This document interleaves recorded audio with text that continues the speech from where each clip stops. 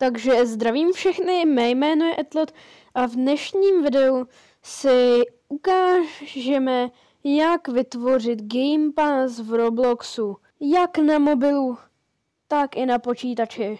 A tak, jo, a jdeme na to. Tak jo, a jako první si to ukážeme na počítači. Takže za prvé hledáte si roblox.com. Dáte Enter a klikněte na stránku, která vás přesměruje na roblox.com, jak tady můžete vidět. Tak klikněte. Tady v pravém horním rohu dáte na login a přihlásíte se. A jakmile se přihlásíte, tak tady na té horní liště kliknete na Create. Počkáte, až se to načte. A tady máte různé věci.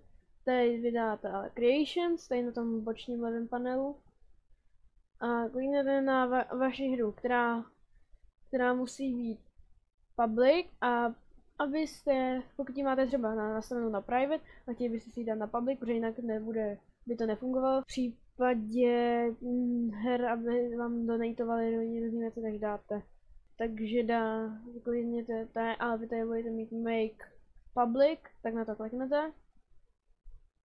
A budete to mít veřejný, takže potom na tu kliknete, sejdete až dolů, tady dáte monetization products, dáte passes, takže já už nějaké trochu mám, ale vy dáte create a pass. Tady už máte rovnou nějaký obrázek, ale případně si můžete to změnit pomocí tady části change, tyto čudlíku.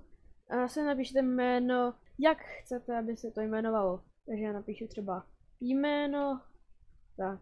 A potom kliknete mimo tady tu věc a dáte create a pass. A znova na něj kliknete, protože vidíte, že je off sale, tak ho chcete udělat, aby se mohl prodávat.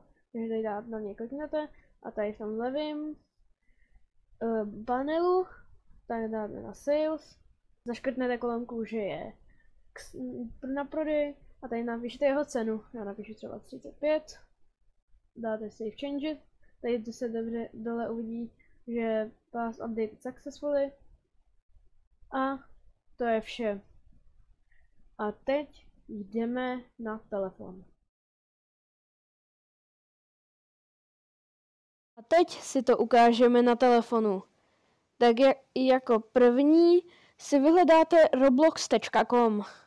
Dáte vyhledat. A počkáte, až se vám to načte. Tak.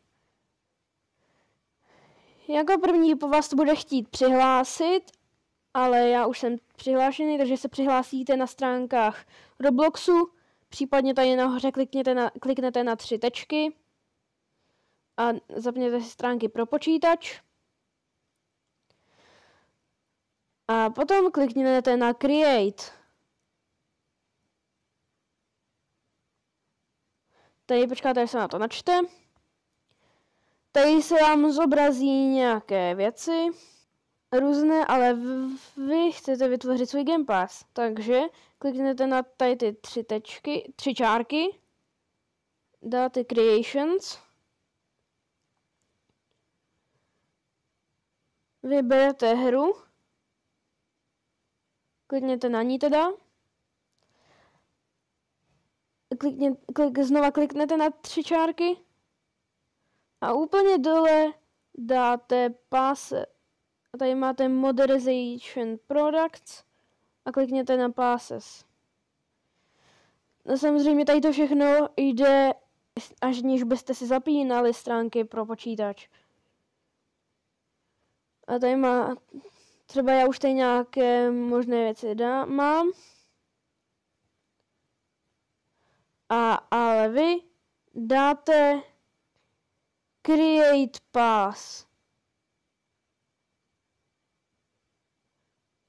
Tady už máte rovnou předem nějaký obrázek toho pásu vybraný, ale vy můžete klidně dát change a tam si vybrat jiný obrázek, který máte stažený. Nejdřív napíšete jméno, který je potřebný.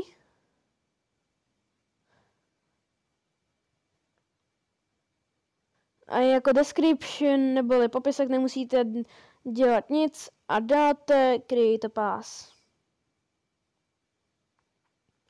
A tak se vám vytvoří pás. Potom zase ho tady najdete, tady na těch stránkách.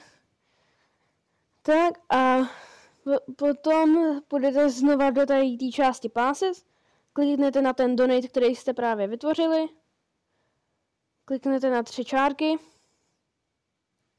a tady dáte sales, neboli prodej. Tady máte item for sale, tak dáte, aby to zmodralo, a bylo to prostě zaplý. A sem napíšete nějakou cenu. Třeba v mém případě třeba 7. A tady vidíte, kolik dostanete. Samozřejmě, pokud ten pás je vytvořený, abyste mohli dostávat třeba donaty, tak si ještě ta hra může strhávat třeba 10%, takže nedostanete tady tu částku, ale dostanete míň. A nedoporučuji vytvářet pásy o ceně 1 Robuxu. Potom dáte Save Changes. Klikněte na to znova. Dáte ty 4 čárky, klikněte na Experience a Passes. A tady se přesvědčíte, že ten pás už máte na prodej a všechno už funguje. Tak jo, děkuji za zhlédnutí. A zatím čau.